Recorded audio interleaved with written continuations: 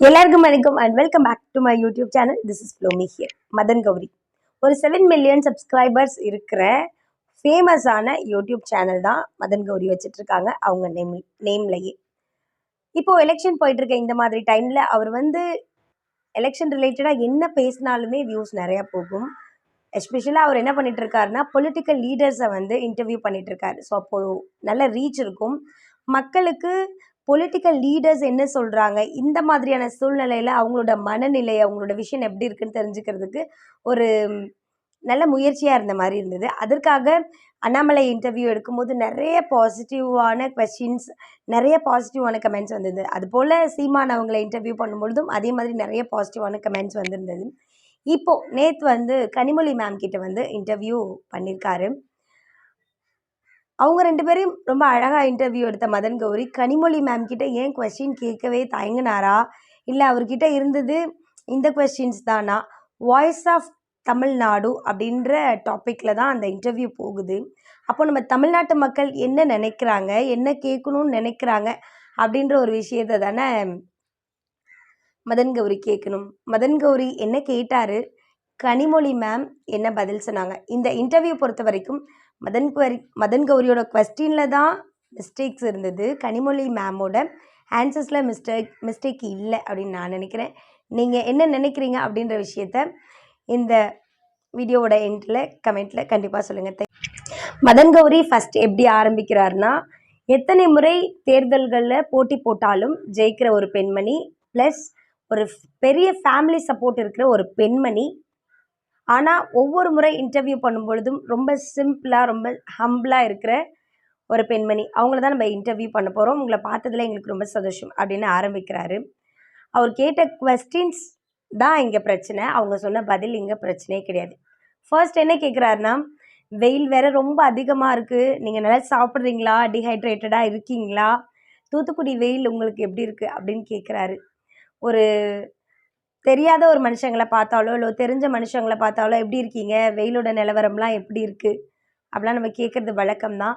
இந்த question okay, accepted தான். அந்த கேள்விக்கு மேம் என்ன பதில் சொல்கிறாங்கன்னா, தூத்துக்குடி வெயில் இப்போ கொஞ்சம் பழகிடுச்சு, நான் நல்லா இருக்கேன், நல்லா சாப்பிட்றேன், பிஸியாக ஓடிக்கிட்டு இருக்கு, எல்லா நேரமும் ஏதாவது ஒரு புது விஷயங்களை கற்றுக்கிட்டே இருக்கேன், ரொம்ப இன்ட்ரெஸ்டிங்காக இருக்குது அப்படின்னு அழகாக பதில் சொல்லி முடிச்சிட்டாங்க. செகண்டாக அவர் ஒரு கொஸ்டின் கேட்குறாரு, ரொம்ப பிஸியாக இருக்கீங்க, ஏதாவது மூவிஸ் பார்த்தீங்களா அப்படின்னு கேட்குறாரு. ரொம்ப பிஸியாக இருக்காங்க அப்படின்னு அவருக்கு தெரியுது. பட் இருந்தாலும் ஏதாவது மூவி பார்க்குறீங்களா அப்படின்னு கேட்குறாரு.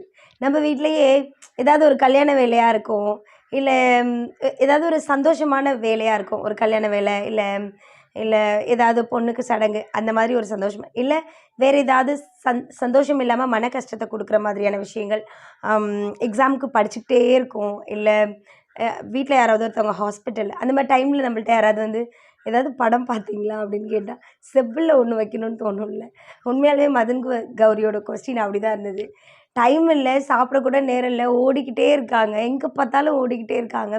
தூத்துக்குடி மாதிரி அவ்வளோ வெயில் இருக்கிற ஒரு ஏரியாவில் ஓடிட்டு இருக்காங்க. உங்கள்கிட்ட போயிட்டு ஏதாவது படம் பார்க்குறீங்களா அப்படின்னு கேட்டால் ரொம்ப ஃபன்னியான கொஸ்டின். அவங்களுமே அதுக்கு இல்லை நான் பார்த்தேன், காதல் அப்படின்னு சொல்லிட்டு ஒரு படம் பார்த்தேன் அப்படின்ற மாதிரி சொன்னாங்க. செகண்ட் கொஸ்டின் சிம்பிளாக முடிச்சிட்டாங்க. மூணாவது ஒரு கொஸ்டின் கேட்குறாரு. என்ன கேட்குறாருன்னா, சென்னை எல்லா டிஸ்ட்ரிக்ட்ல இருந்தும் சென்னைக்கு வேலைக்காக போகிறாங்க. சென்னையில் இப்போது மக்கள் தொகை கோடிக்கு மேலே போயிட்டுருக்கு, நிறைய டிராஃபிக் ஆகுது, நிறைய வேலை வாய்ப்புகள் திண்டாட்டங்கள் கூட சென்னையில் ஏற்படுது. ஏன் உங்களுக்கு சென்னையை மட்டும் டெவலப் பண்ணணும்னு இருக்குது, மீதி இருக்கிற டிஸ்ட்ரிக்ட்லாம் ஏன் நீங்கள் டெவலப் பண்ணல அப்படின்னு கேட்குறாங்க. இல்லை, கண்டிப்பாக அதற்கான ப்ராசஸ் தான் இப்போ போயிட்டுருக்கு.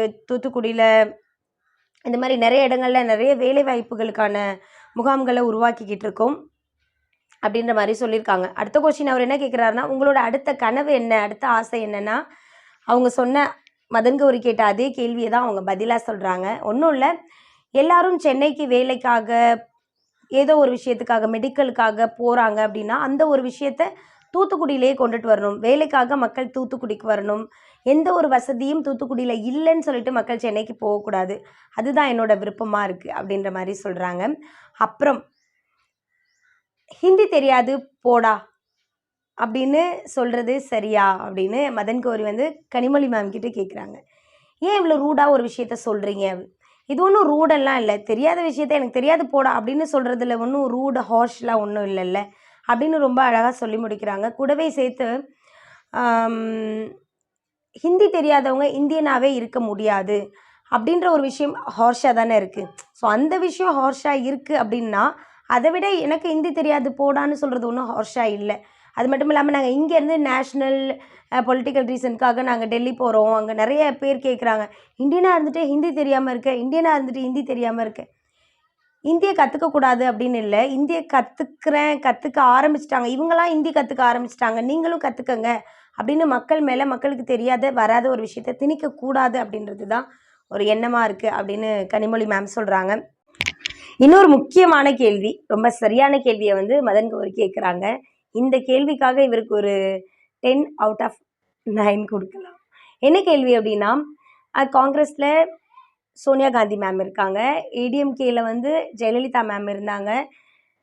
ஆனால் டிஎம்கேல மட்டும் ஏன் பெண் தலைவர்கள் இல்லை? அப்படியே இருந்தாலும் அவங்க வந்து உலகளவில் ஏன் பேசப்படலை அப்படின்னு கேட்குறாரு. அதுக்கு கனிமொழி மேம் என்ன சொல்கிறாங்கன்னா, டிஎம்கேல மட்டும் இல்லை, எல்லா இடங்கள்லையுமே இப்போ வரைக்கும் பெண் ரெப்ரசன்டேட்டிவ் ரொம்ப குறைவாக தான் இருக்காங்க.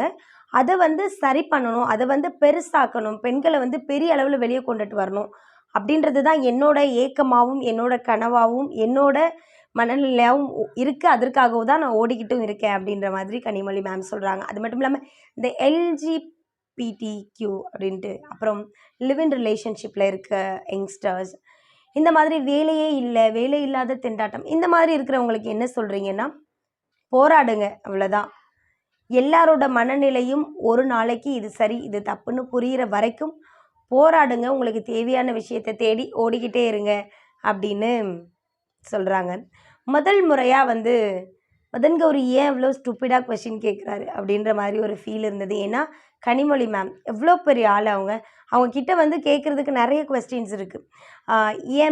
ஏன் மேம் டிரான்ஸ்ஜெண்டர்ஸ்க்காக ஒரு நல்ல ஸ்கீம் கொண்டுட்டு வந்து அவங்களோட வாழ்வாதாரத்தை ஏன் நீங்கள் உயர்த்தணும்னு முயற்சி செய்யலைன்னு கேட்டுக்கலாம். மாற்றுத்திறனாளிகள் ஒரு இடத்துலேருந்து ஒரு இடத்துக்கு போகவே ரொம்ப கஷ்டமாக இருக்குது அவங்களுக்கு. படிங்க படிங்க படிங்க, படிச்சுட்டு உங்களுக்கு வெளியே வந்தீங்கன்னா உங்களுக்கு நிறைய வேலை வாய்ப்புகள் இருக்குதுன்னு சொல்லி தான் படிக்க சொல்கிறாங்க. படித்து முடிச்சுட்டு வெளியே வந்தால் எந்த கம்பெனிலையும் வேலை கொடுக்க மாட்டுறாங்க. அட்லீஸ்ட் ப்ரைவேட் கம்பெனிஸ் தான் வேலை கொடுக்கல, கவர்மெண்ட்லேயாவது நீங்கள் ஏதாவது ஒரு ஸ்கீம் அரேஞ்ச் பண்ணி அவங்களுக்கு வேலை வாய்ப்பு கொடுக்கலாம்ல அப்படின்னு கேட்டிருக்கலாம். போதை பழக்கங்களுக்கு அடிமையான ஆண்கள் அவங்கவுங்க விருப்பம் அடிமையாகி சாவுறாங்க, அது அவங்க பிரச்சனை. பட் அதனால் பாதிக்கப்படுற பெண்களுக்கு, அதனால் தன்னோட கணவனை இழக்கிற பெண்களுக்கு, விதவை பெண்களுக்கு, முதியோர்களுக்கு நிறைய ஸ்கீம்ஸ் இம்ப்ளிமெண்ட் பண்ணலாம்ல மேம் அப்படின்னு அவங்க கேட்கலாம். இப்படி நிறைய கொஸ்டின்ஸ் வந்து இருக்குது கேட்குறதுக்கு. அதை விட்டுட்டு மதன் கௌரி ஏன் பட்டும் படாமலும் கேள்வி கேட்டார் அப்படின்னு புரியலை.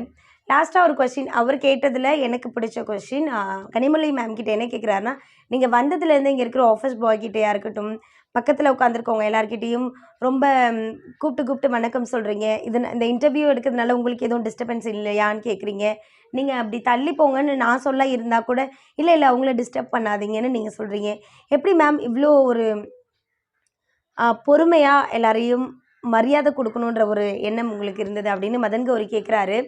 அதுக்கு வந்து கனிமொழி மேம் என்ன சொல்கிறாங்கன்னா, ஒரு டைம் எலெக்ஷனில் தோற்று பாருங்கள், அப்போது மனுஷங்க நல்லவங்களா கெட்டவங்களான்னு உங்களுக்கு புரியும் அப்படின்னு ரொம்ப சிம்பிளாக சொல்லி முடிச்சிட்டாங்க. இது எப்படி இருக்குன்னா, நம்மக்கிட்ட பணம் இருந்துக்கிட்டே இருந்துச்சுன்னா நம்மள்கிட்ட கூட்டம் அதிகமாக இருந்துகிட்டே இருக்கும். நம்மக்கிட்ட அந்த பணம் போயிடுச்சுன்னா நம்மளை சுற்றி இருக்கிற கூட்டம் எல்லாம் கொஞ்சம் கொஞ்சமாக குறைஞ்சி போயிடும். அந்த மாதிரி நீங்கள் ஜெயிச்சிருவீங்கன்னு உங்களுக்கு சப்போர்ட் பண்ணிக்கிட்டு பின்னாடி சுற்றிக்கிட்டே இருப்பானுங்க. ஒருவேளை நம்ம தோற்று போயிட்டோன்னு சொன்னால் நம்மளை அப்படியே அங்கேயே நட்டாத்தில் விட்டுட்டு அவங்க வேலையை பார்க்க போயிடுவாங்க. அப்படின்ற ஒரு விஷயத்த ரொம்ப சிம்பிளாக எலெக்ஷனில் தோற்று பாருங்கள் உங்களுக்கு தெரியும் அப்படின்னு கனிமொழி மேம் வந்து சொல்லியிருப்பாங்க. டிஎம்கே இப்போது ஆட்சிக்கு வந்ததுக்கப்புறம் நிறைய நன்மைகள் நடந்திருக்கு, நிறைய ஸ்கீம்ஸ் லான்ச் பண்ணியிருக்காங்க, நிறைய சலுகைகள் மாற்றுத்திறனாளிகளுக்கு இந்த 1000 ரூபாய் பணத்தை 1500 ரூபாயாக உயர்த்தியிருக்காங்க.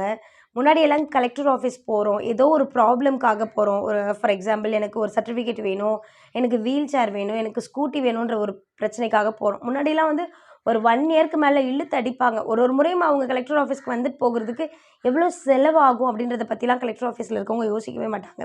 பட் இப்போது வந்து இந்த வீக் குறைதீர்க்கும் கூட்டம் மண்டே இருக்குது, நீங்கள் போகிறீங்க, உங்கள் ப்ராப்ளம் சொல்கிறீங்கன்னா நெக்ஸ்ட் வீக் அப்டேட்ஸ் கொடுக்குறாங்க, அதுக்கு அடுத்த வீக் ப்ராசஸ் பண்ணுறாங்க, அதுக்கு அடுத்த வீக் நம்ம என்ன கேட்டு போகிறோமோ அதை நமக்கு கொடுக்கவே செஞ்சுருக்காங்க. இது வந்து என்னோடய ஓன் எக்ஸ்பீரியன்ஸ்.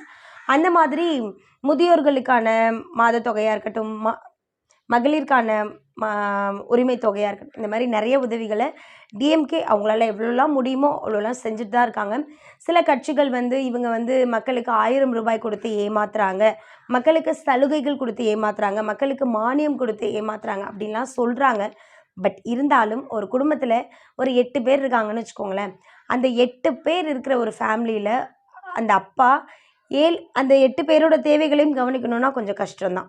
அந்த 8 பேர் இருக்கிற குடும்பத்திலே ஒரு பிரச்சனை அடிக்கடி வந்துகிட்டே இருக்கும்.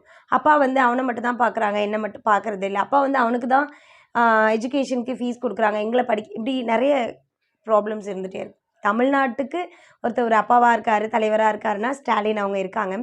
அவங்களால எவ்வளோ முடியுமோ அவ்வளோ செஞ்சுட்டு தான் இருக்காங்க. பட் இந்த பக்கம் இருந்து வர கிரிட்டிசிசம் பார்க்கணும், இந்த பக்கம் இருக்கிற ப்ராப்ளம்ஸ் பார்க்கணும். ஒருத்தவங்க எல்லாருக்கும் நல்லவங்களாக இருக்க முடியாது, அந்த வரம் வந்து கடவுளுக்கே கிடைக்கல. ஸோ டிஎம்கே லீடராக இருக்கவங்களுக்கு மட்டும் கிடைச்சிடாதுல்ல.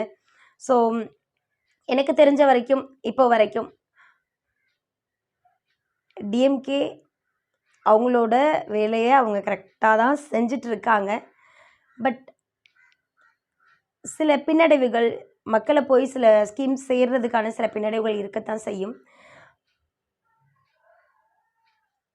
பார்க்கலாம். இந்த தேர்தலுக்கு பிறகு மக்களோட வாழ்வாதாரம், வாழ்க்கையோட தரம், முக்கியமாக வேலை இல்லாத திண்டாட்டங்கள், எல்லாரும் மனிதர்கள் தான், திருநங்கைகளும் மனிதர்களுக்கு தான், அவங்களுக்கும் வேலை வாய்ப்பு அளிக்கணும், மாற்றுத்திறனாளிகளுக்கும் வேலை வாய்ப்பு அளிக்கணும் அப்படின்ற மாதிரியான சில காமனான கொஷின்ஸ்லாம், காமனான ஏக்கங்கள் எல்லாம் இருக்குது. சரி பண்ணுவாங்களா அப்படின்னு பார்ப்போம். Thank you and two subscribe my channel.